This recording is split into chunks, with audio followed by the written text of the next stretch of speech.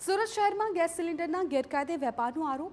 ખુલ્લા મેદાનમાં મોટા પ્રમાણમાં વેચાઈ રહ્યા હતા ગેસ સિલિન્ડર। 5 કિલોનો ગેસનું સિલિન્ડર લેવા મજૂરોનો ધસારો। કલાકો સુધી તડકામાં ઊભા રહેવા મજૂરો પાસેથી વસૂલવામાં આવ્યા વધુ રૂપિયા।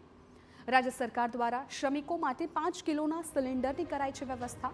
સિલિન્ડરના ₹596ની સામે ₹800થી 900 વસૂલાતા હોવાનો આક્ષેપ। ફરિયાદ મળતા જ સચિન પોલીસ પહોંચી હતી। ઘટના સ્થળ પર પોલીસે ટેમ્પો જપ્ત કરી 2 લોકોની કરી અટકાયત।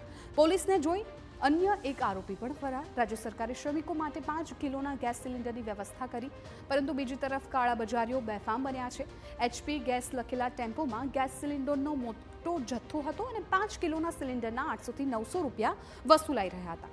શ્રમિકોનો આરોપ છે કે સિલિન્ડર માટે 7 દિવસથી ધક્કા ખાઈ રહ્યા છે અને અહીં સિલિન્ડર મળી રહ્યાનું સામે આવતા તેઓ સિલિન્ડર લેવા માટે પહોંચ્યા હતા, પરંતુ તેમની પાસે વધુ રૂપિયા માંગવામાં આવ્યા।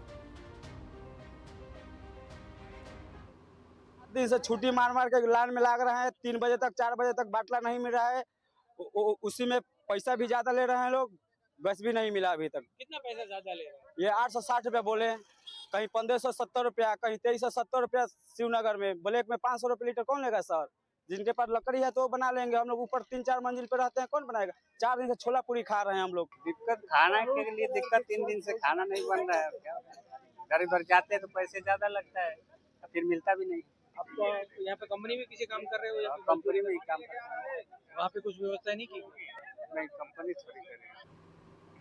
સમગ્ર મામલે સચિન પોલીસ દ્વારા વધુ તપાસ હાથ ધરાઈ છે।